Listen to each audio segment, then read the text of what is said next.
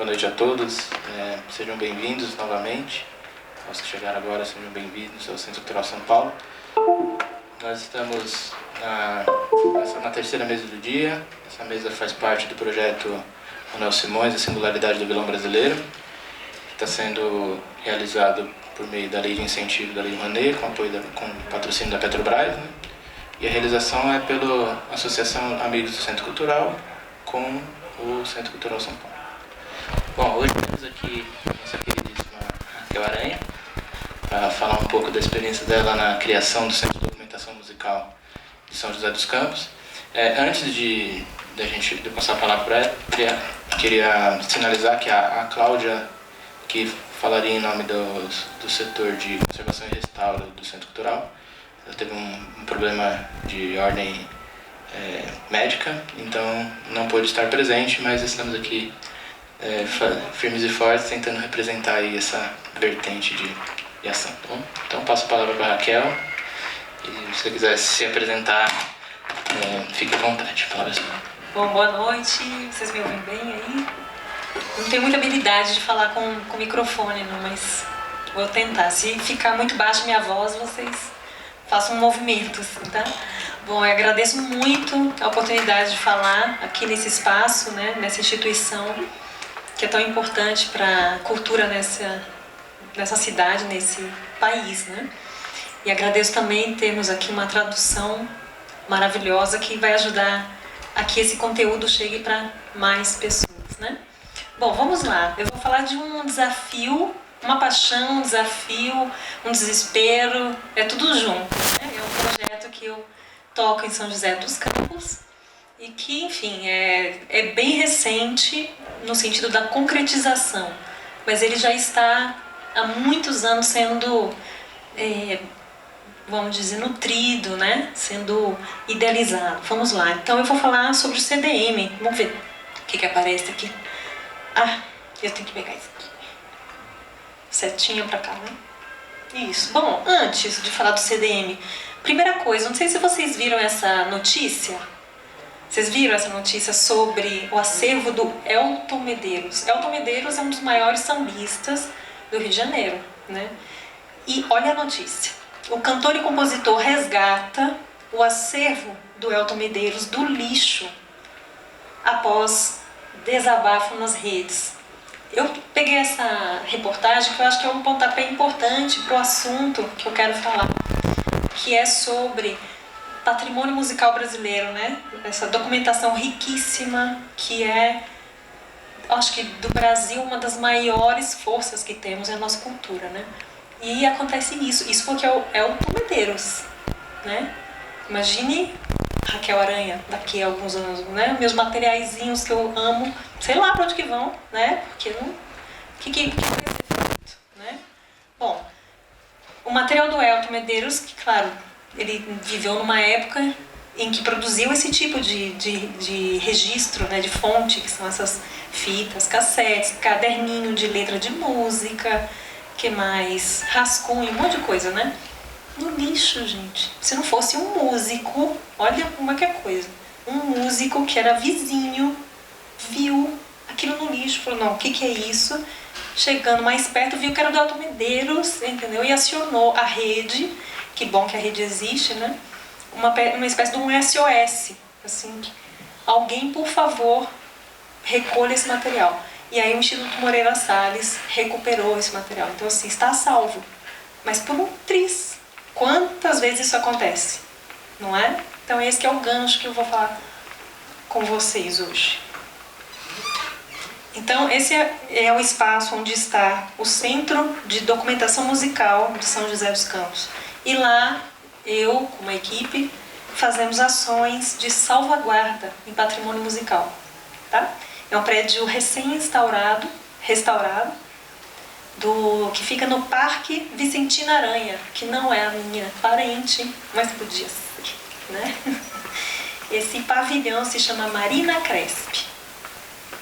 Vamos lá. Bom, então o Centro de Documentação Musical São José dos Campos está localizado no restaurado Pavilhão Marina Cresp, no Parque Vicentina Aranha. É um lugar lindo, né? Convido vocês a irem passear em São José. É um lugar muito especial. E lá naquela portinha ali, vocês vão ter acesso ao nosso trabalho. Bom, quando lancei essa proposta toda, isso tem muito a ver com o projeto, né, do PROAC. Né? É muito importante os editais públicos, né, que trazem esses recursos. E foi através desse recurso que eu consegui sair do chão, vamos dizer, né? Porque até então era assim era um desespero, assim. Chegava os materiais para mim e eu não sabia o que fazer, eu enfiava numa sala, me dava uma sala, eu falei, gente, me dá uma sala aí, eu vou por aí, depois eu vejo o que eu vou fazer, né? E é assim que começa, né? Ou seja, tirando do quê, gente? Do lixo.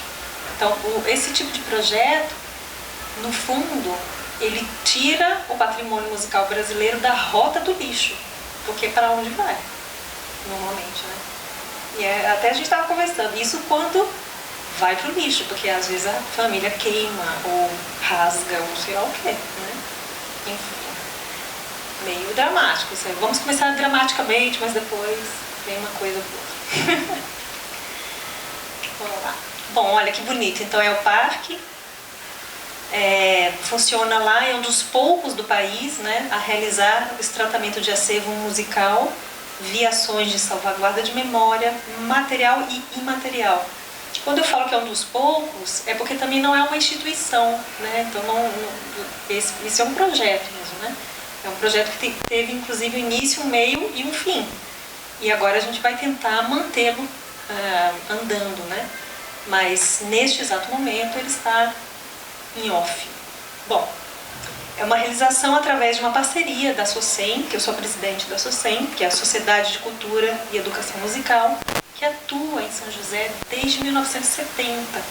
Então é importante também essas reuniões, né, associações que partem da comunidade, que formam algo, né, ali, uma força, um núcleo forte na cidade desde 1970 em São José, né? Eu assumi em 2020 a presidência da SOCEM, e através dela que eu consegui fazer, então, a realização desse projeto, né? Porque até então eu era Raquel Aranha, ou MEI, né? Como MEI também eu não consigo fazer muita coisa. Então é importante fazer esse tipo de, vamos dizer, de parceria, né? Através de instituições. Quando a gente fala entre instituições, as coisas começam a andar mais, né? Bom, vamos lá. E tivemos os recursos encerrados já, então, do edital PROAC. Um pouquinho de história, que eu acho tão bonito, né? Nós estamos trabalhando dentro deste pavilhão, mas o que ele era antes? Ele era um espaço de tratamento para mulheres. Estão vendo ali? Era só mulheres que ficavam nesse pavilhão, Pavilhão Marina Crespi. E justamente hoje é o aniversário do Parque Vicente Aranha, 27 de abril de 1924, hoje ele fez 100 anos, né?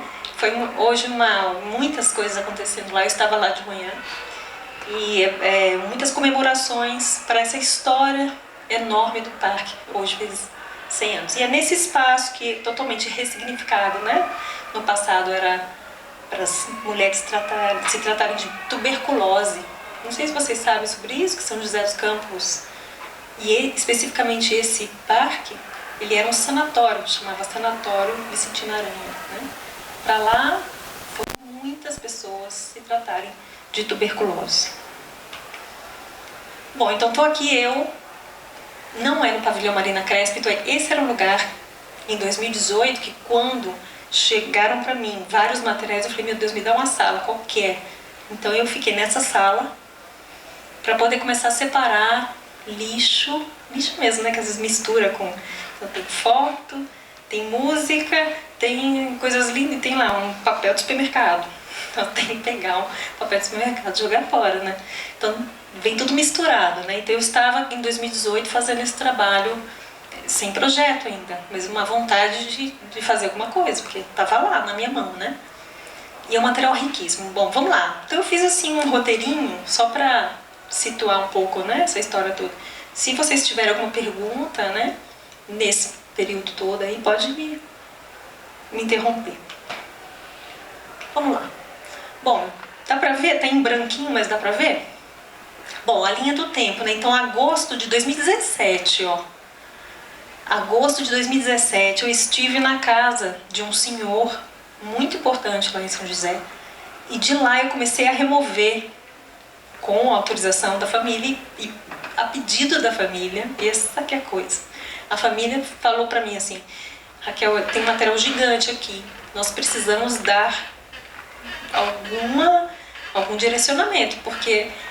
E realmente, gente, eu entendo, eu fico, né, quando eu falei sobre a coisa do lixo, mas eu entendo que a família nem sempre tem uma conexão com esse material, certo? Nem sempre na família vai ter músicos, por exemplo.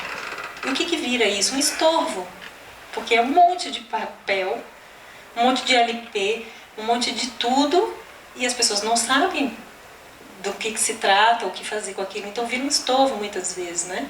E as famílias pedem socorro. Então eu fui lá e retirei 70 caixas, sabe, caixas de mudança, aquelas enormes? 70, né? Ao longo de um ano, íamos lá. Eu e um amigo entrava lá nos quartos, né? Abria mesmo os armários e assim, fazia assim, bluffit, jogava na caixa, porque é muita coisa, né? Isso foi então ao longo de 2017. Em 2018 eu consegui aquela salinha maior lá em cima e comecei a colocar em estantes metálicas as caixas, né? Comecei a fazer uma triagem, eu e uma voluntária, uma aluna de violoncelo, que falou: eu quero muito aprender sobre isso. Então falei: vamos lá, Bia, vamos pôr a mão na massa. Ficamos um ano fazendo isso, voluntariamente, nós duas. Bom, em março, vocês já sabem, né, 2020, parou tudo, o Brasil parou. Só retomamos em 2022, mas aí com um salto enorme, porque em 2022 já tínhamos uma boa ideia do que tinha no acervo. Eu submeti um projeto para o PROAC e ele foi aprovado. Eu falei: nossa, agora temos tudo então, temos o recurso, temos o espaço, vamos fazer, né? E foi assim que nasceu então o projeto em 2022 do CDM, né? Então, em 2023 fizemos todas as compras de equipamentos, por exemplo, scanner, né? Um bom scanner. Você que entende de digitalização, né? Super importante ter um aparelho muito bom, né? Então a gente tem um bem bom lá, viu? E, quer dizer, eu acho que é bom, né? Talvez você fale: olha, não é dos melhores. Mas é bom, pra gente é bom. E compramos os computadores, compramos luvas, máscaras, porque até então a gente também não tinha nada disso, né? Enfim.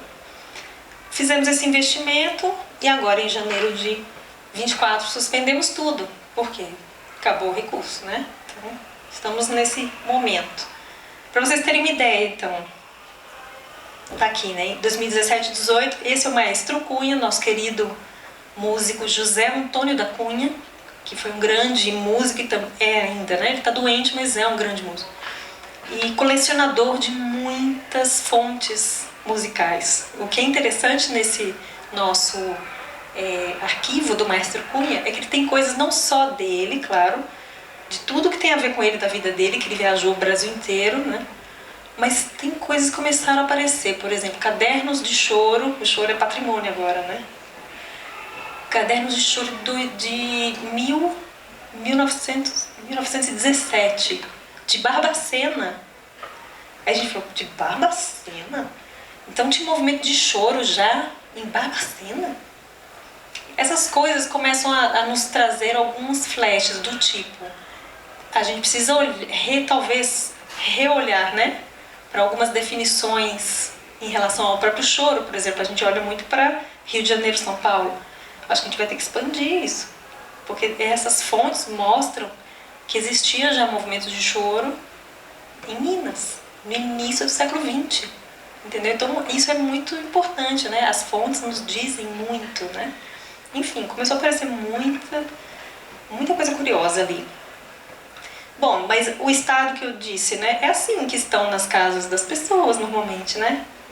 É muito raro ter material organizado, separado, né? Muito raro. E estava assim, enfiado.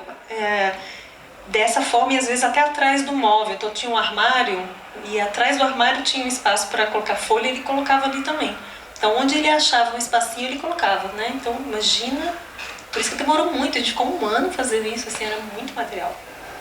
E acredito que muitas coisas acabaram se perdendo, inclusive, porque quando eu cheguei, já tinha muita coisa que a família já tinha provavelmente encaminhado para frente. Bom, então nessas caixas de mudança fizemos a remoção desse material. E aí um pouquinho dos exemplos, né?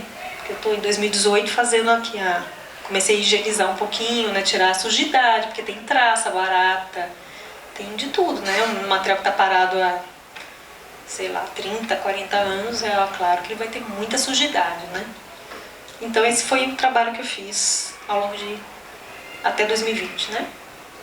Bom, eis que então tivemos a inauguração do CDM naquele espaço maravilhoso, graças a essa parceria com a Associação de Fomento à Arte e Cultura, que se chama AFAC. Eles que são responsáveis pela gestão do Parque Vicentino Aranha, né? Então aí a gente conseguiu com eles ter esse espaço para fazer o trabalho.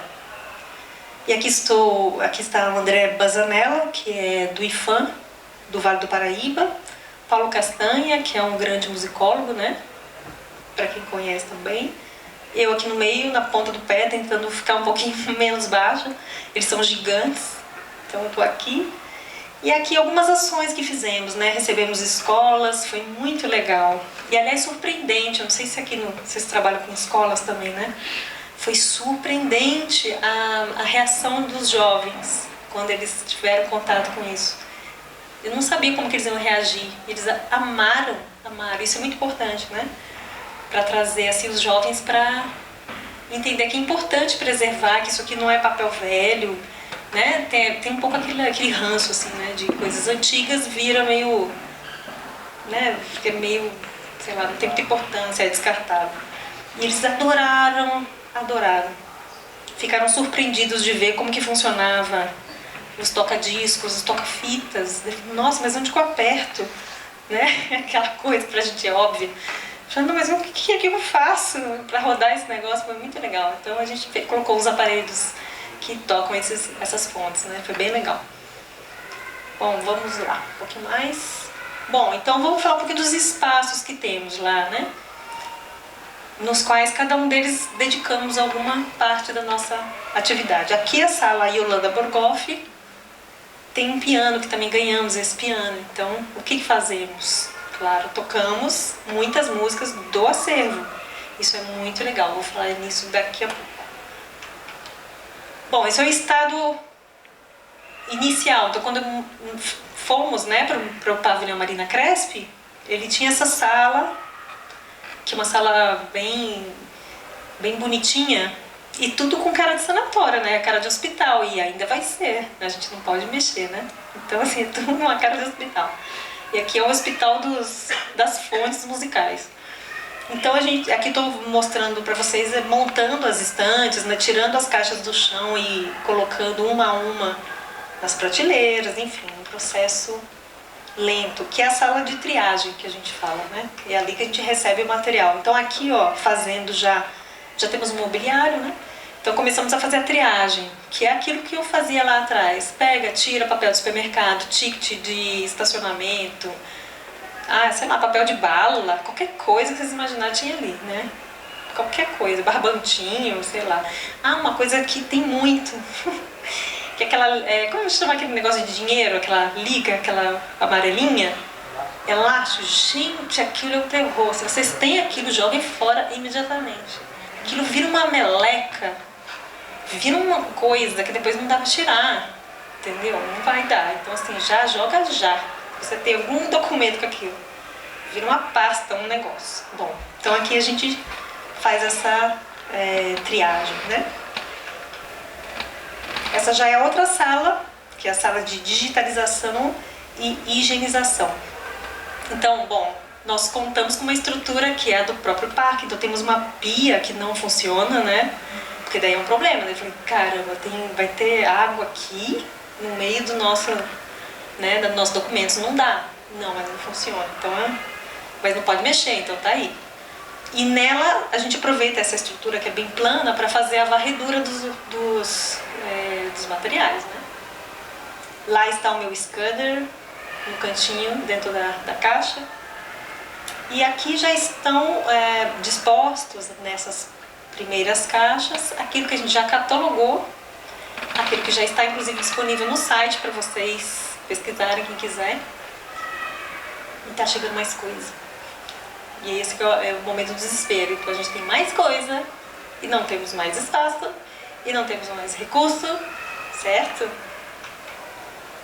Bom, sala de exposição também utilizamos para expor alguns objetos lá de dentro, sempre tentando fazer um diálogo com a comunidade para que aquilo faça sentido, né? Porque senão vira só objetos curiosos ali, né? E isso não cativa as pessoas. Então a gente faz mais do que isso.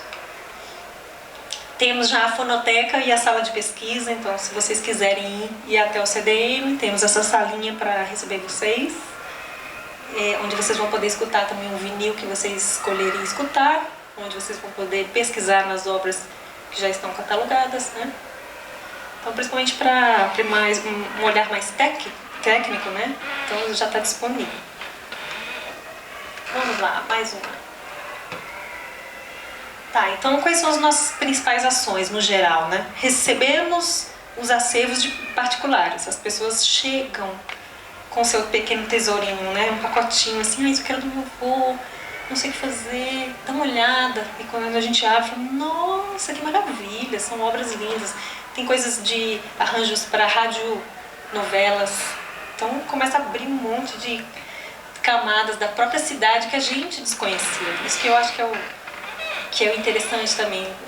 Estamos, através desse trabalho, conseguindo enxergar São José dos Campos muito mais do que um olhar tecnológico.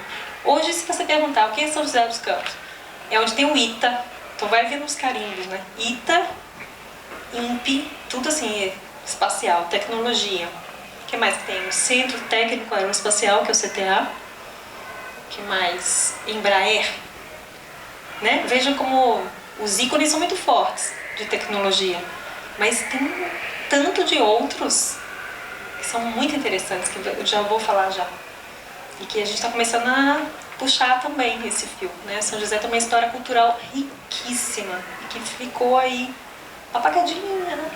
Bom, processamento técnico, que é precisamente o que a gente faz lá dentro com a equipe que eu treinei, né? Para fazer a triagem, higienização, classificação, digitalização, acondicionamento e disponibilizar para pesquisa através do nosso site. Olha, isso aqui é um momento, por exemplo, que eu acho lindo. A gente fiz uma exposição lá, chamando a atenção para essa fase de São José dos Campos dos anos 40, 50. Pois apareceu esse senhor falando, Raquel, eu estou aqui nessa foto. Ele mostrou. Foi lindo esse momento. E o que foi esse momento que ele está mostrando? Existia em São José dos Campos, na década de 60, um festival de canções, tais como os festivais da Record, né, da TV Tupi. Existia em São José, transmitido pela TV Cultura.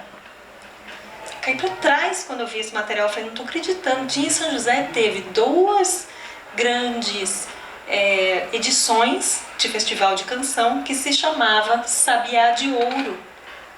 Sabiá de Ouro. Eu falei, nossa, não tô acreditando. Eu falei, eu tô aqui. Ele falou assim, olha, eu era o apresentador. Aí ele me mostrou. Então essas pessoas começaram a aparecer também, assim, do nada. Gente que era anônima, né?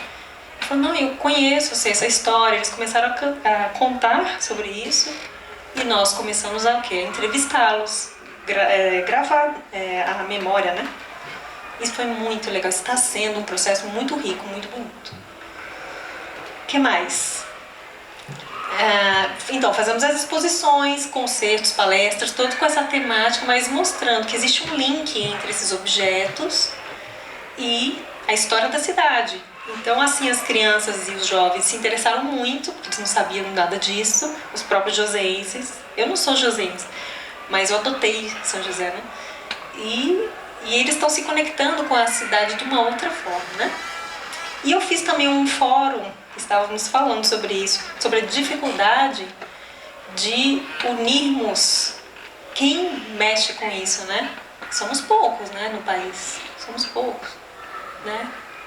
Então, de unirmos para falarmos, né? Olha, vamos dividir as nossas experiências e tentarmos nos ajudar mais, né? Então eu fiz um fórum online, foi bem legal, que está também disponível no YouTube.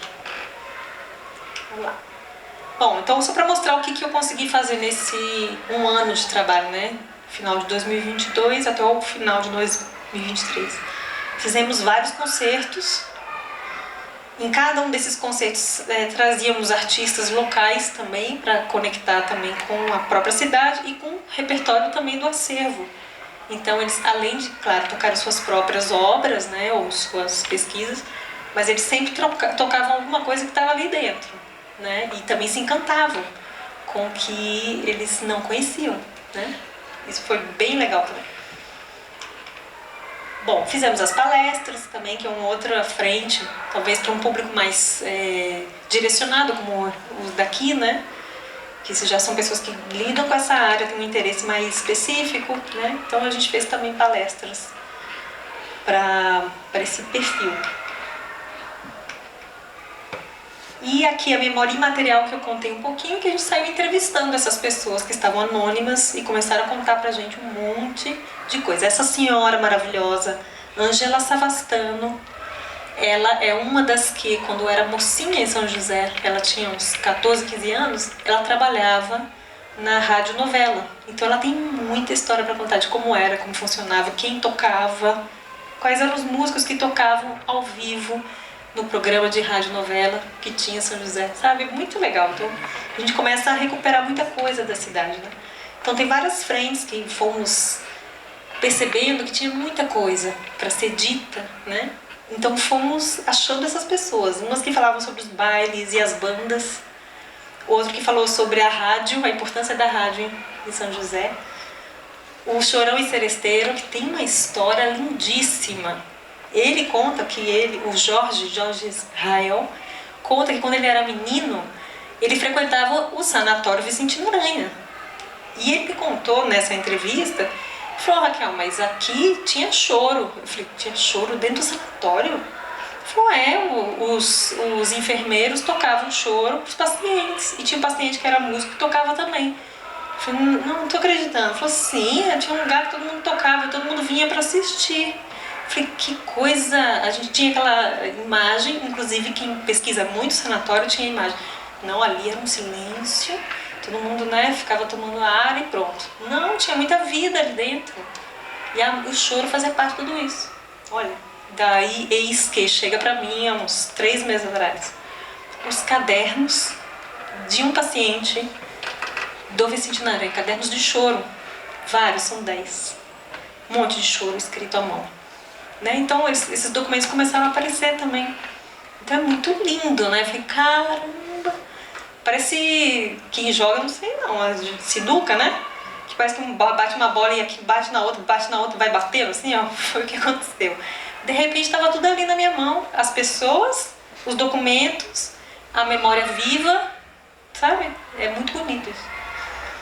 Bom, então é só para ter uma ideia do espectro, né, que a gente consegue levantar.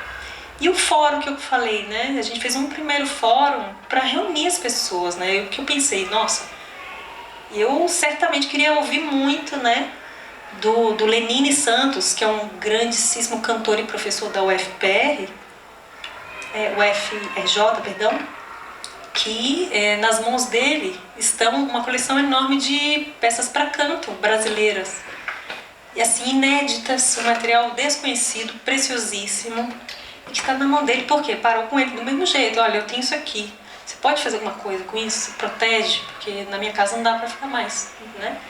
E ele comentando comigo, porque ele soube do meu trabalho, então eu falei: então peraí, vamos juntar e falar sobre isso, ver o que a gente consegue fazer e se ajudar. E assim eu convidei várias pessoas, cada uma de uma instituição, e que trabalham com frentes de salvaguarda de patrimônio, né? Bom, isso aqui só para voltar naquele assunto do piano, que foi uma coisa muito linda também. A gente deixou aquele piano ali, no parque, né? Para poder fazer as ações, concertos. Não há que começou a aparecer pianista. Eu quero tocar, como que eu faço? Eu falei: gente, é uma demanda tão grande, o que a gente fez? Um formulário, temos 10 pianistas. Eles vão lá, estudam, toda semana eles vão lá no piano, estudam, e depois eles se apresentam, eles fizeram essa apresentação aqui. Coisa mais linda. Então existe, eu acho que também essa demanda de um lugar para fazer esse tipo de música, para reunir pessoas que gostam, né, desse tipo de instrumento, enfim.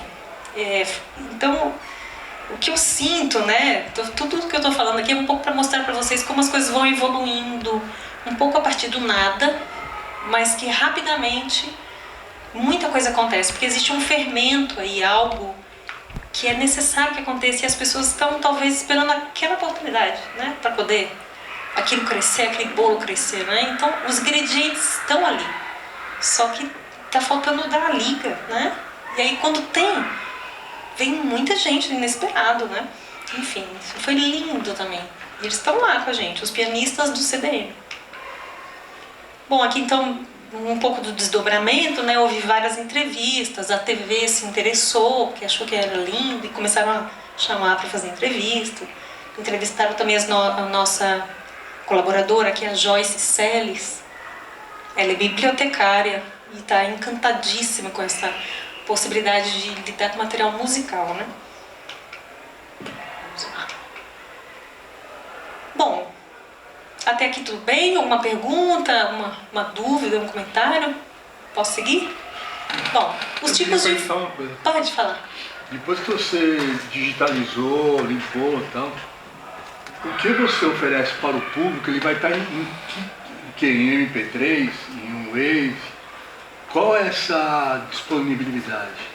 Do fonográfico, né? Para o usuário poder ouvir. Em MP3, por Em enquanto. MP3. MP3, é. Ou se... Vocês guardam uma em Wave? Sim. E disponibiliza em MP3? Exatamente. Então a gente tem um banco de dados que tem qualidade maior, mas para o usuário que vai ali fazer uma pesquisa ou consultar, a gente disponibiliza o mais light. A não ser que seja um pesquisador, uma pessoa, né, que fala, não, eu preciso muito escutar a gravação de maior qualidade, claro, a gente disponibiliza a de melhor qualidade. Né? Em relação às imagens também, né? Então, quem vai fazer uma pesquisa das obras, a gente oferece o PDF da obra, né? Para olhar. Isso quando está catalogada, claro. Né?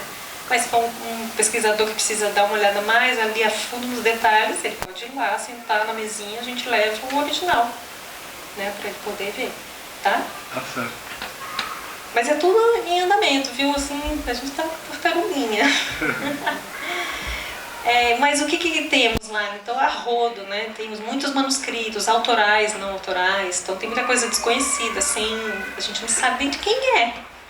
E aí também tem um receio, né, para falar daquele campo todo dos direitos, né, autorais. Como que a gente vai publicar um negócio ali que não sabe nem de quem é? E se, né? Aí dá aqueles medos, né, a gente avançar num negócio que, caramba, né, pode dar problema.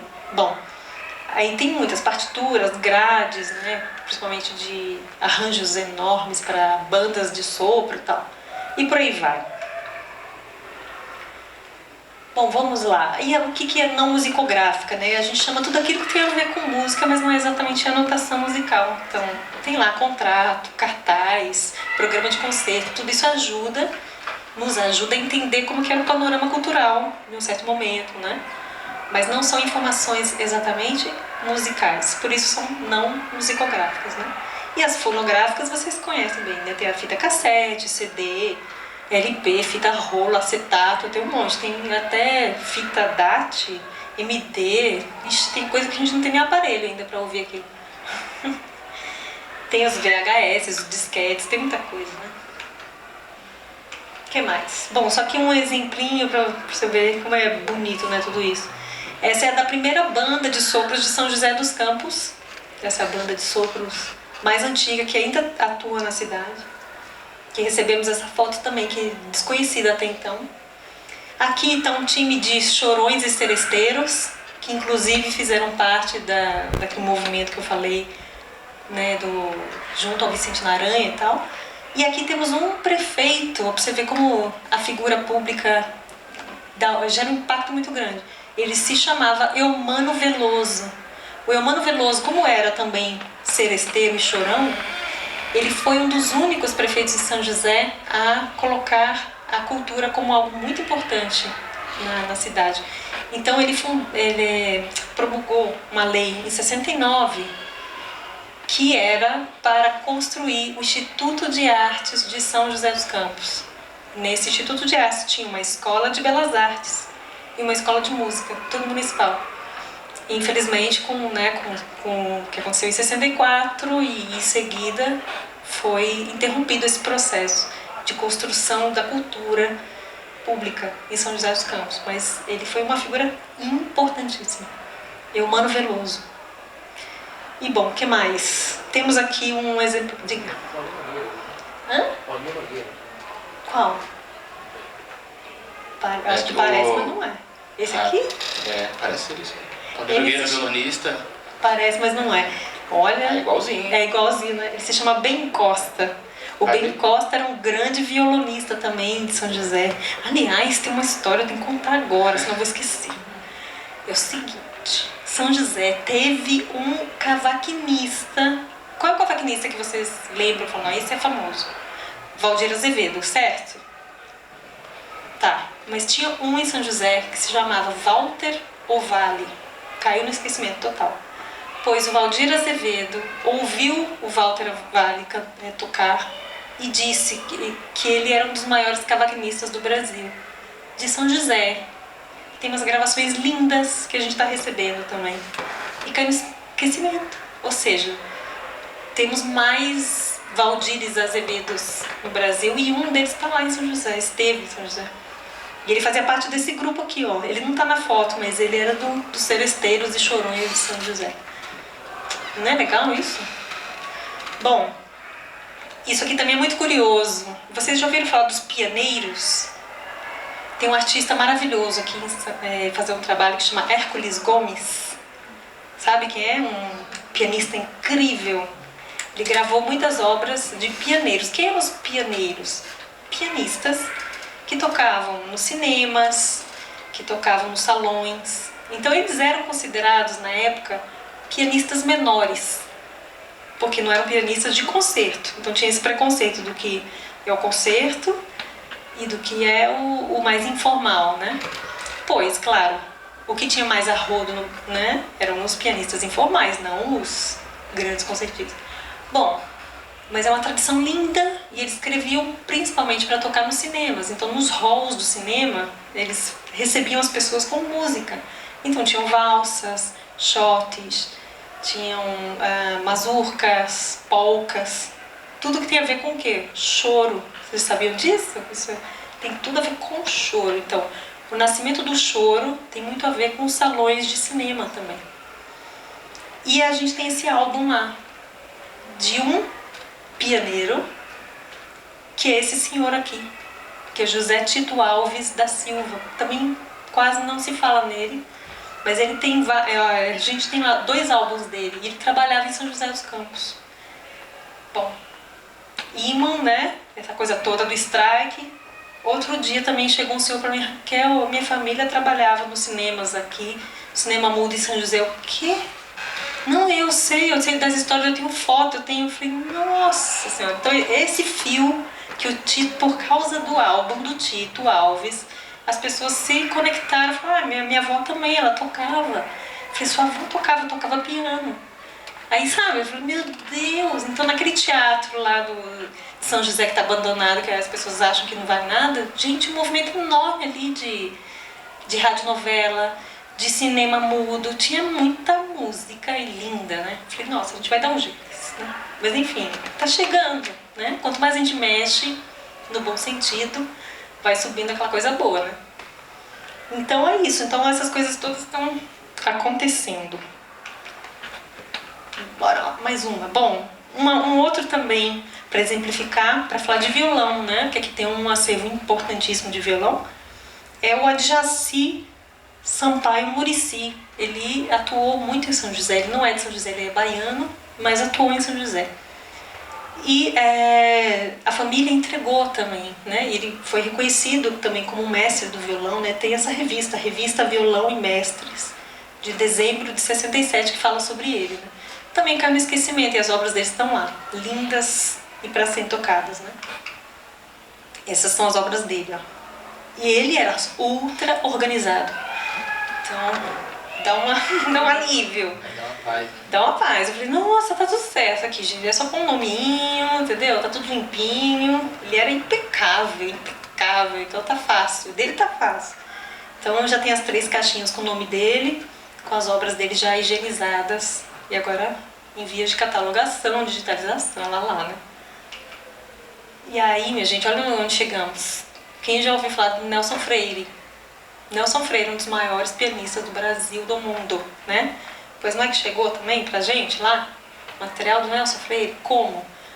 Por essas coincidências da vida. Uma senhora que mora em São José dos Campos, que faleceu há poucos meses, de quem eu era muito amiga, tinha na sua casa, no seu baú, milhões de coisas do Nelson Freire. Eles eram muito amigos. E a história dessa senhora, da família Borgoff, com o Nelson Freire é muito próxima. Eles ajudaram, tutoriaram, vamos dizer assim, o Nelson quando ele estava no início da carreira, quando ele tinha 14 anos, para ele desenvolver o talento dele. Isso significa o quê? Que no acervo dela tem fotos, ó, o Nelson Freire aqui. Isso aqui é em frente do Ipiranga, Museu do Ipiranga. Então tá aqui, os pais do Nelson estão nessa foto, aí a Yolanda é essa aqui. Ah não, essa aqui não tá os pais, só tá a mãe. Ó. A mãe do Nelson, a Yolanda Borgoff, o Rodolfo Borgoff, que era o esposo, os filhos da Yolanda e o Nelson. Isso aqui com uns 14 anos de idade. Então tem esse tipo de material, né, com ela, que agora tá chegando pra gente, né? Cartas, um monte de fotos dele ainda menino. Aí começaram a chegar mais coisas interessantes. Olha ele novinho aqui, ó. Quando ele ganhou o primeiro concurso de piano do Rio de Janeiro. Ali é na casa dos Borgoff, tá vendo ele ali, menino? Esse é o Nelson Freire. Aqui, ó, né? Esse do meio aqui. Cercado pelos filhos da Yolanda. E ali em cima também chegou pra gente uma... Não sei como chama isso, essa prova antes de ir para a prensa do LP, que é a prova que ele faz, chegou pra gente também, o original, né? Antes de ir para a prensa, ele recebia isso para avaliar, para ver se estava bom. Fora, então tem uma malinha, que também isso é coisa da Yolanda, ela era bem caprichosa, ela escreveu Nelson Freire na malinha. E essa malinha foi entregue para mim, era uma mala, eu abri a mala, aí tinha um monte de, né, fita rolo, coisas originais, nunca foram ouvidas. Gente, e tá lá, bom, eu fico feliz e tenho medo ao mesmo tempo, né? Porque é muito valioso isso. E agora, né? E aí começa a aparecer os desesperos. O que eu vou fazer? Eu não tenho aparelho para ler fita rolo, para fazer a transcrição pro digital, então os problemas começam a aparecer também, né? Tem muitas fitas cassetes também de outro grande pianista, que é o Roberto Guidon. Zidon, desculpe. E por aí vai. Bom, então já chegando para o final aqui, quais são os desafios, né? Então, descarte. Isso aqui é um grandíssimo, né, desafio nosso. Tem que haver alguma sensibilização para o não descarte desse material e encaminhar para instituições. Também aí me vem a pergunta, eu falo isso é bonito, mas qual a instituição que vai ser, que vai pegar isso? Quem vai pegar? Quem sabe desse material para poder pegar, né? Então as perguntas vão surgindo. A parte financeira também é um grande desafio, porque é um projeto de anos e anos e anos, não é? Como que a gente vai viver de edital? É impossível. O edital ele dura um ano e acabou. Impossível, né? Então precisa ter alguma forma de fomento mais contínuo. Então, os editais municipais, estaduais e federais ajudam, ótimo, mas tem que ter, eu acho, diretrizes públicas voltadas para algo muito específico, esse patrimônio musical. Isso não tem uma frente específica, né? Eu acho que precisava ter. Uma formação também, porque o músico, eu sou violinista, bandolinista, né? Nós não temos essa orientação, né, na faculdade. Aliás, a gente nem passa por isso. Né? O Daniel também é um grande cantor, ele sabe disso. Depois de muito tempo é que a gente começa a se interessar pelas fontes, né? Porque a gente começa a pesquisar. E aí, caramba, eu não sei nada disso, nada de nada. né? E normalmente já num processo de pós-graduação, porque a gente começa a lidar com esse tipo de questão. Né? Ou seja, lá muito longe, né? Então, a minha percepção também é que eu acho que na graduação os músicos teriam que ter isso, teria que ter contato com esse tipo de fonte, com esses desafios, como lidar com esse material, qual a importância, já na graduação, senão depois é muito tarde. O que mais? Fazer um mapeamento também. Se São José, um pequeno projeto, chamou coisas de muitos lugares, imagina quanto outros CDMs poderiam existir. O Vale do Paraíba é gigante, né? São José está lá no Vale do Paraíba.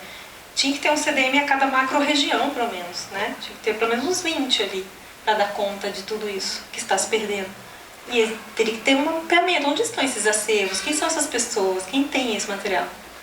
Né? E o que mais? A parte institucional, justamente é o que eu falei, né? Implantar esses CDMs. Então, assim, minha ideia é de... Eu fico assim, gente, eu acho que eu tô ficando meio louca. Tô ficando assim, meio... Qual era aquele personagem que ele ficava vislumbrando coisas? Era o Quincas Borba? Era o Quincas Borba, né? Eu tô meio Quincas Borba, assim, de ficar imaginando coisas. Eu falei, gente, mas é isso que tem que acontecer. Tem que ter CDMs em vários lugares, vários lugares. Eu fico imaginando, assim, delirando. Esse é o meu delírio. Porque eu acho que se não delirar, não vai acontecer também, né? Porque se não tiver, né, essas microações por aí, gente, não tem o que fazer. A gente tá perdendo.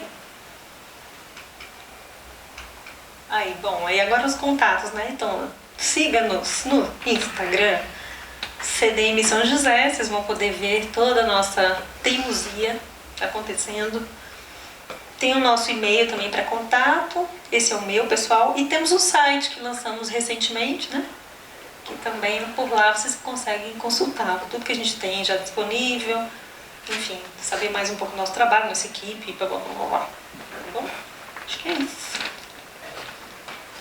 Uma coisa que é legal, quer dizer, seria cômico se não fosse trágico, mas é aquela, quando a gente começa a... Bom, a discoteca ela tem quase 90 anos, então esse processo de receber doações o tempo todo, ele segue desde sempre. E muitas vezes é aquela coisa, assim, é um pacote de discos que é muito importante, né, porque era do avô, e aí fala, tá, vamos ver o que tá, vamos analisar. E aí você começa a achar também tantas preciosidades quanto coisas que você tem de optar por discutir o descarte. E só para deixar claro que o descarte não é necessariamente jogar no lixo. Muitas vezes é repassar para um outro setor que vai utilizar. É estabelecer uma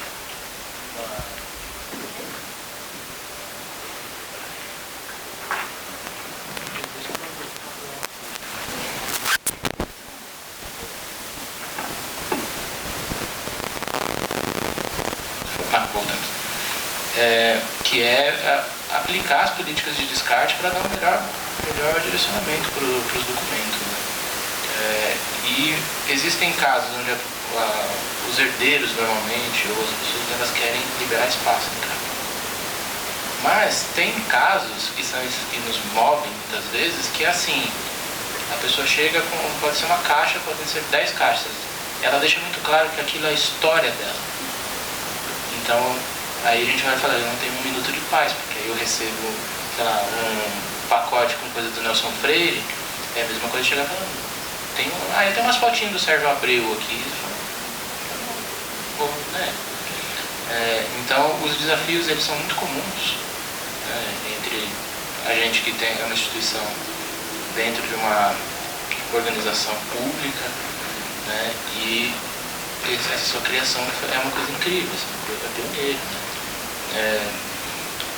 Os desafios de preservação,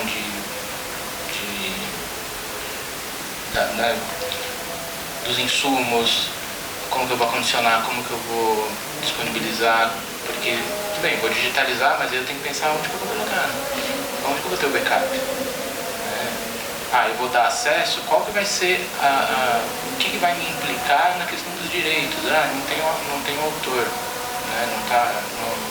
Não tem autoria reconhecida. Mas isso aqui é uma obra órfã? Ou é só de alguém que você fala, tá bom, vou disponibilizar, se alguém reclamar, eu dou crédito. Então, são desafios comuns, assim. E eu acho que é assim, né? A impressão que eu tenho de que é muito maior do que o passo que eu consegui dar, né? Claro que tudo começa por algum lugar, mas isso vai, né, abrindo camadas e camadas e camadas, que, assim, pensando no ideal, né? Eu tinha que ter uma instituição, tinha que ter uma estrutura, tinha que ter uma equipe jurídica para tirar as dúvidas, né? E a gente não tem nada disso. É assim, um projeto que começou e conseguiu estar bem e está juntando pessoas, impressionantemente, assim, está juntando. E as pessoas querendo ajudar, querendo participar, querendo divulgar, né? Então é bonito, esse movimento é muito bonito, porque ele parte da cidade. Então isso a gente sabe que é forte, porque também se não tiver conexão com as pessoas da cidade, vira mais um, né? Mais um apunhalado ali de coisa. Então não, as pessoas querem, se mobilizaram e elas fazem questão que aquilo continue. Ótimo. Só que esse próximo passo, né, da institucionalização, organização, a gente não deu ainda. Então está ainda muito no início, é muito promissor, é algo que funciona. Eu vejo assim, talvez essa seja o meu recado de hoje, assim, eu acho que tem que começar por algum lugar, porque não começar é assinar que nada vai ser feito e o negócio vai embora, né? E eu não consegui fazer isso, então é possível fazer do nada, mas depois. Então eu estou nesse ponto agora. E agora? Mas eu tenho certeza que vai pra frente, né? Porque eu acho que são coisas que, principalmente quando mobiliza pessoas da cidade, eu acho que isso ganha uma outra perspectiva. E quem da própria cidade, da parte pública, eles começam a olhar para isso de uma maneira diferente, né? Então eu recebi visita de autoridades, né?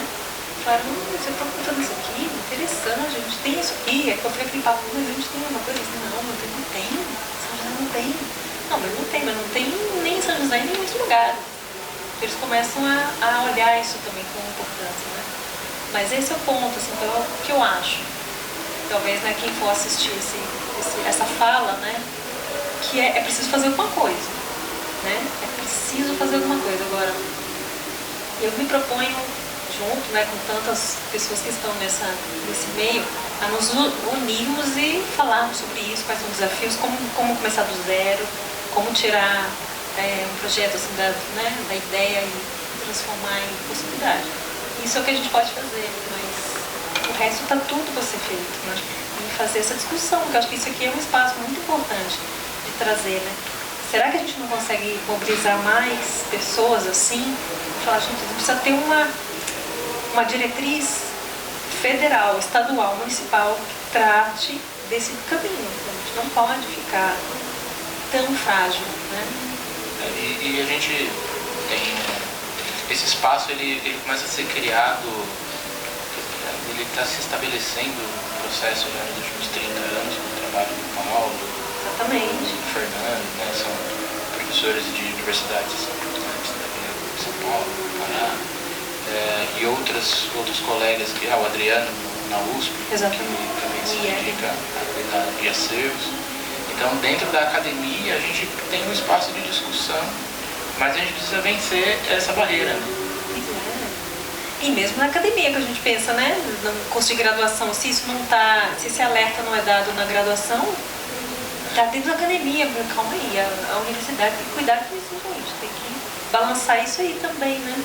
Porque aí o curso de graduação, ele é desse tamanho. Aí na pós-graduação, ele vira desse tamanho. Então, e aí a gente, uma perspectiva que é boa, que ela aproxima pessoas como nós. Sim. Né, para discutir, para compartilhar dos desafios. Então esse espaço, ele está muito mais próximo da existência para além das discussões acadêmicas do que num plano etéreo onde a gente está só sonhando, né? Sim. Então, acho que o nosso trabalho ele vai nesse sentido, vai nessa direção.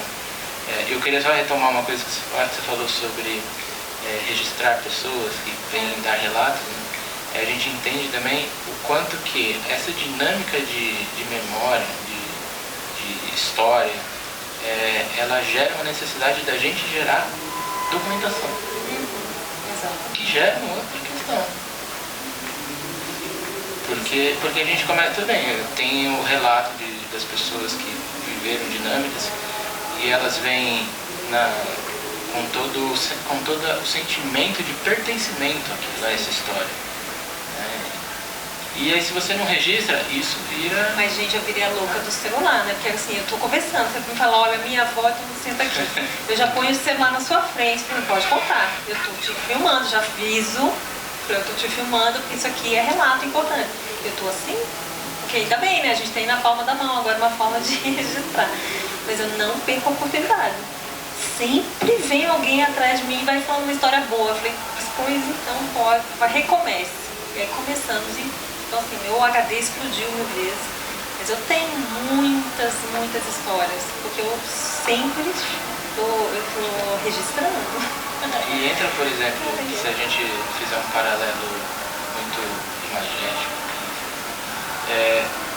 essas histórias que as pessoas te trazem é o acervo da vida delas. Então elas estão confiando a você ali na frente um lugar da mais pura intimidade dele, que é a história. Então assim, alguém vai lembrar dessa família, dessa pessoa, porque você registrou essa história, porque você gerou uma documentação sobre isso.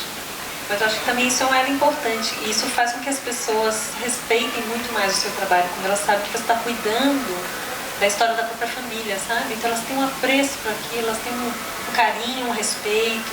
E aí elas vão se mobilizando realmente para fazer, não, a gente vai fazer alguma coisa. E aí fala com um, fala com o outro, e aquilo vai virando uma coisa maior. E eu acho que muito mais forte, porque parte da comunidade. A minha única...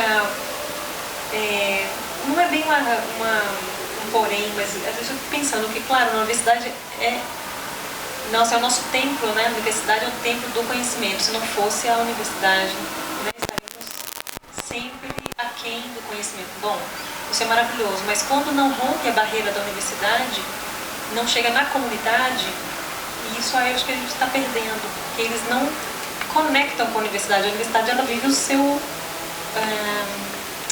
intramuros, muitas vezes, né? Precisa de algo que fure. Então, centros culturais como esse são imprescindíveis para fazer essa conexão com a comunidade, né? O Parque Vicentino Aranha também, que ele virou praticamente um parque cultural, né? Então, também tem muitas ações culturais, o nosso CDM está lá. Precisa furar, senão não vinga, né? E um aspecto eu sempre acabo defendendo ou explanando quando tem oportunidade dos acervos, não só os acervos musicais, claro, a gente fala de acervo musical porque é o que a gente lida no dia a dia, mas os acervos eles nos dão não só o cânone, né, que são as pessoas todas reconhecidas, que gravaram, que estiveram dentro de dinâmicas, que passaram por processos de seleção. Então, no caso da coleção Ronald Simões, ele gravava alguns saraus, ele gravava as pessoas que frequentavam a casa dele. Então a gente consegue observar, ouvir não só o disco do Segovia, mas a gente consegue ouvir o disco do Edmar Fenício, que foi provavelmente o primeiro violonista a transcrever algumas peças do Bach, por exemplo, já no final dos anos 50. Então, tem esse lugar também da gente olhar uma sociabilidade, não às vezes só o documento, o documento com a sua necessidade documental ali, física, material, né? Não, eu vejo o seguinte, o documento, ele pra mim é assim, como se fosse, pra falar, né, que a gente tá no ex-sanatório, é o paciente. Ele tá às vezes em situação UTI, vai pra UTI, porque ele tá muito mal, assim, precisa de cuidados paliativos já. Então tem graus e graus de paciência, né? Mas é um documento. Agora, o que está por trás daquele documento é que é maravilhoso, porque daí tem essas histórias, tem a própria história da cidade, as pessoas que tocaram, as pessoas que fizeram a diferença na cidade, né? E isso que é maravilhoso, né? O documento em si, ele carrega essa memória de alguma maneira, né? Mas a gente trata dele para que a gente não perca essa história. Mas o mais importante é a história, né? Eu gosto muito da afirmação do Leonardo Rodrigues, né, que documento não é prova, é fonte. Né? É fonte, exatamente. É fonte para tudo isso. Porque uma prova é sempre apresentado para a gente como algo irrefutável, né? Mas para a fonte é aquilo que você faz as perguntas. Então, cada pesquisador que a gente atende, ele vem com uma pergunta. Então, é um papel. Mas aí você pensa, tá, tudo bem, qual tinta foi utilizada? Qual é a gramatura do papel? Pensando em documento discográfico, a gramatura do papel já diz pra gente a época que ele foi feito. É incrível, Então, quando a gente pega, por exemplo, um maestro de violão que tem a chancela da Imperial Imprensa de Música, você já fala, bom, só nisso aqui eu já estou entendendo que o violão ele já não era tão boêmio assim, né, só a partir dos anos 30 do século XX. Então é sempre interessante essas dinâmicas que os acervos nos proporcionam. E tem só uma coisa que me ocorreu agora também, a importância desses colecionadores, né? Eu estava pensando no Jacó do Bandolim. Já imaginaram que esse homem, ele gravava tudo e mais tudo, e transcrevia. Ele pegava os choros de outros e transcrevia. Graças a esse esforço gigante dele, nós temos um patrimônio, que hoje é patrimônio, né, imaterial, que é o choro. Porque ele tem a rodo essas obras, né, e tem o Instituto Jacó do Bandolim, também guardou muita coisa. Então vocês imaginam que a importância de guardar a fonte, porque a fonte guarda uma tradição, e a tradição tem que ser reestudada, tem que ser, enfim, lá, né? Então, ter a fonte é muito importante. A fonte precisa estar saudável, porque através dela a gente puxa todo o resto, né? Mas se a fonte deixa de existir, que é o perigo grande, né? Aí perdemos. Por isso que eu comecei com aquela imagem lá do início, né? Do Elcio Medeiros. Meu Deus! Né? Como assim? A gente perdeu todas as fontes originais ali do Elton, o que ele fazia, como ele fazia samba, como ele gravava os primeiros refrãos, qual era o processo dele como compositor, sabe? Tudo isso. É a história do nosso samba estava em lixo, foi lixo. Então já não está mais. E ele viveu muito, né? Mais de quase 90 anos. Foi. Então, material precioso. Pois é. É isso, minha gente, SOS. Se vocês sabem de alguém que tem uma partitura aí na gaveta, no baú, não joguem fora. Nos procurem, a gente tenta dar também qualquer orientação, né? Então, não só partituras, mas todo esse tipo de documentação musical, né? É precioso, é muito precioso. Você comentou o Jacó do Bandolim, o Jacó, além desse compromisso com a transcrição, com o arranjo, e com certeza ele muda a forma de interpretação ao bandolim, isso é um senso, eu acredito. Mas ele tinha uma cabeça de documentalista, né? Que tem gravações dele ao telefone com o Pichininha, por exemplo. Então você vê que é para além do documento musical necessariamente, é para além do físico ali, o que eu gravei no disco lançado por uma gravadora. Vocês têm a questão do testemunho. Mas agora eu pensei no negócio. Para mim é dramático esse negócio que eu estou pensando aqui. A gente está vivendo uma era digital. E já não é de, sei lá, podemos calcular aí pelo menos uns 20 anos. Todo esse material digital que não é palpável, eu tenho um pouco assim, fico pensando, o que vai ser, gente? A gente tem registro, ou seja, vamos lá, um exemplo bem concreto. Temos partituras em papel porque elas sobrevivem ao tempo. Então temos coisas de 1700, 1500 e por aí vai, certo? Ok. Mas essas coisas virtuais, como que... Então, exatamente.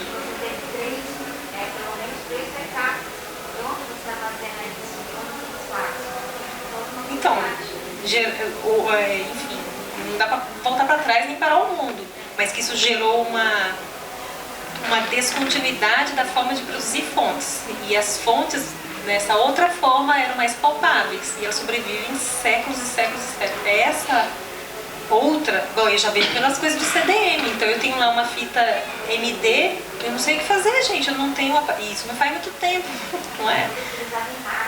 Era, em rádio, fita DAT, ou seja, a gente tem esse aparelhinho que se chama celular, mas eu acho que ele é bem transitório também, a gente vai daqui a pouquinho todas as fotos que você tem aí e as entrevistas que eu gravei, meu Deus. Jesus. Eu já tô pondo tudo no YouTube, tô tentando pôr tudo. Mas daí, o YouTube daqui a pouco e a nuvem, entendeu? Eu tô nesse momento assim, tá, eu tô tentando salvar a coisa, mas será que são salváveis? Eu não sei, porque... É curioso porque a gente lida o tempo todo com a obsolescência.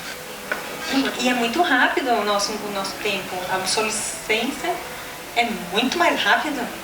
A gente consegue ter esses materiais do século XX para trás razoavelmente preservados. Os do nosso século XX, XXI, o que a gente vai fazer? Não sei. Desafio. Não é? Então é mais um mega desafio aí. Por isso, não temos um minuto de paz. Não temos. Entramos numa angústia constante, mas também muito bonita, né? As coisas que a gente vê são muito bonitas. É que a gente tem essa vontade de deixar pra frente, né? No fundo é essa angústia, a gente quer deixar pros outros verem, não é só pra gente, né? Daí a gente quer preservar para que outros tenham acesso. Esse que é a angústia. Tem outros olhares, tem outros usos, né? Que outras pessoas se reconheçam, se sintam pertencentes a essa dinâmica de contribuição que os acervos musicais proporcionam, né? Tanto da história da família de cada um, quanto quero entender como que o que a galera ouvia, o que a galera escrevia, o choro dentro de um espaço que a gente luta contra uma série de preconceitos históricos sobre doenças várias, né? Então é um desafio. É muita camada, né, minha gente? Muita coisa, mas estamos aí, estamos apaixonados, seguimos apaixonados pelo que fazemos, tudo certo. Não é? Eu também acho. Por isso que a gente não larga, né? O osso, porque é duro de moer, mas a gente adora, né? Bom, então, temos alguma pergunta, alguma dúvida, alguma consideração? Um de cada vez, por favor. Vem no microfone, por favor, pra gente conseguir registrar.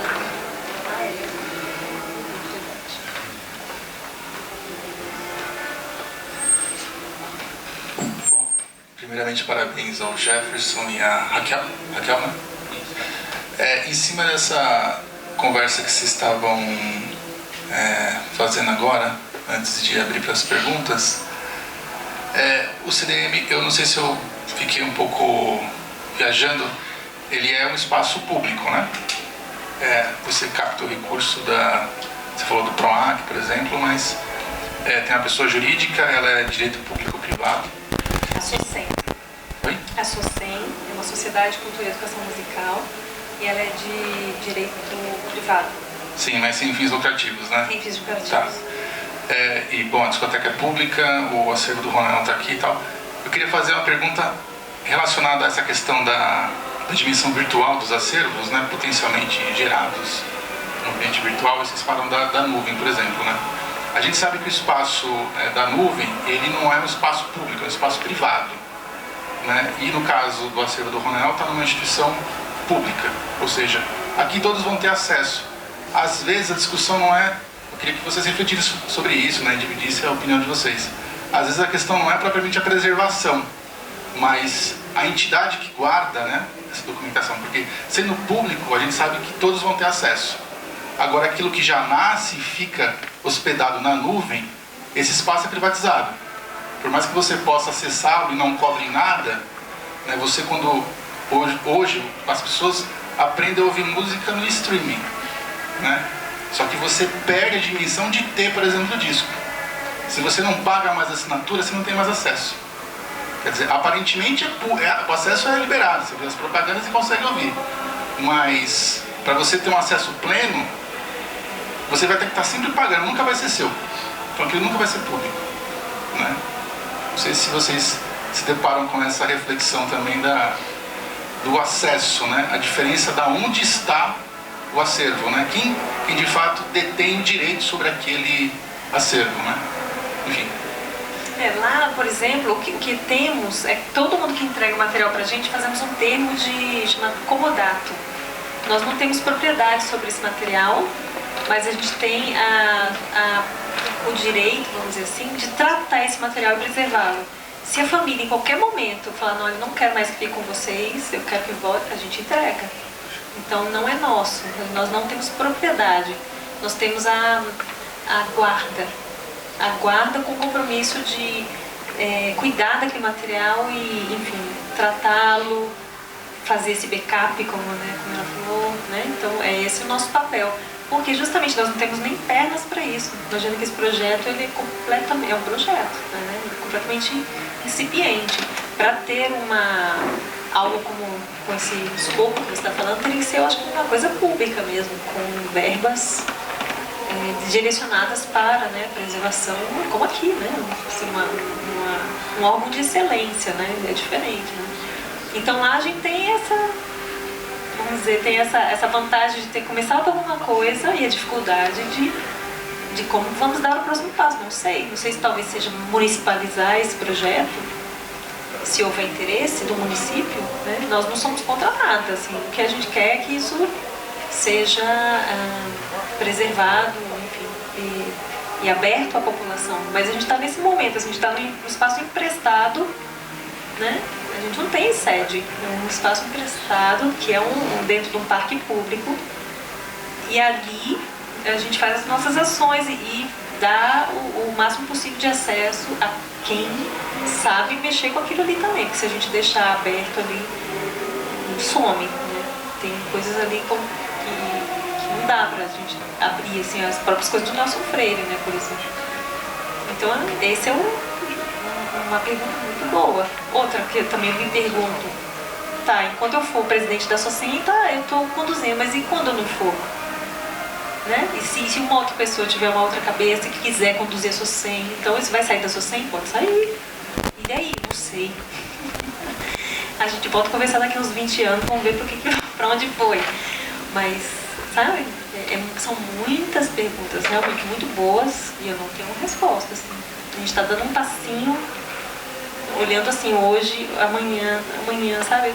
Passinho, construindo, bem devagar, não tenho uma resposta para ti. Mas por enquanto, é isso, estamos no espaço público emprestado e damos acesso a quem solicita o acesso e também as famílias que doam ou entregam, a gente faz um tempo de compromisso, de comodato. Mas se elas quiserem de volta, a gente entrega. É isso. Eu também vou na mesma linha de não sei a melhor resposta que eu posso te dar. Mas porque eu acho que tem outras questões, assim, são outros olhares. Por exemplo, a gente como instituição pública, a gente também depende, por exemplo, arquivos que estão em nuvem ou que não são materiais físicos, a gente sempre como instituição pública vai depender de outras tratativas, de outras instâncias da organização. Então a gente sempre torce que a gente consiga sempre ter um acordo com grandes detentoras de espaços, para que a gente possa atuar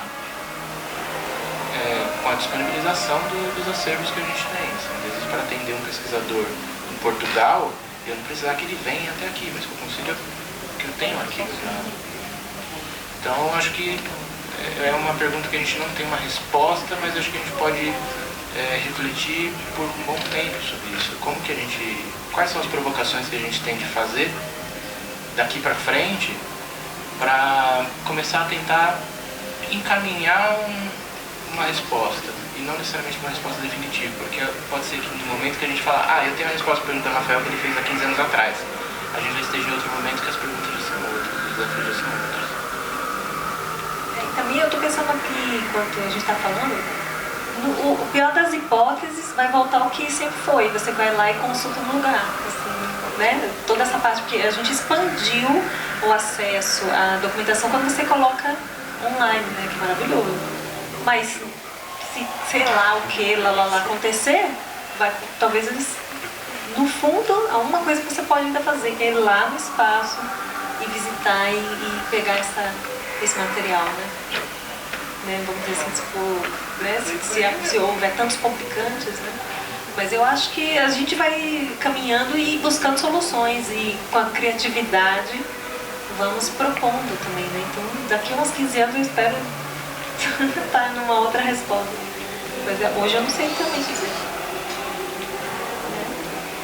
Mas é ótima pergunta, né? Mais pergunta, ou seja, a gente é só pergunta, né? Se tirasse um raio-x, nossa, ia parecer interrogação, assim, na cabeça toda, no corpo todo, assim, né? Um monte de interrogação. É assim que eu me sinto, assim, eu fico andando com perguntas também. Poucas respostas. Até mesmo porque tem muitas respostas, é tão perigoso quanto algumas perguntas. Pois então, às vezes é melhor a pergunta do que ter a resposta, né? Mas é... Mais alguma colocação? Pergunta? De cada vez. Bom, então eu quero novamente agradecer a presença da Raquel por ter aceito o convite e ter nos agraciado com a presença, com a fala, que foi muito esclarecedora e ajuda na difusão desse seu trabalho que é tão importante para além da região do Vale.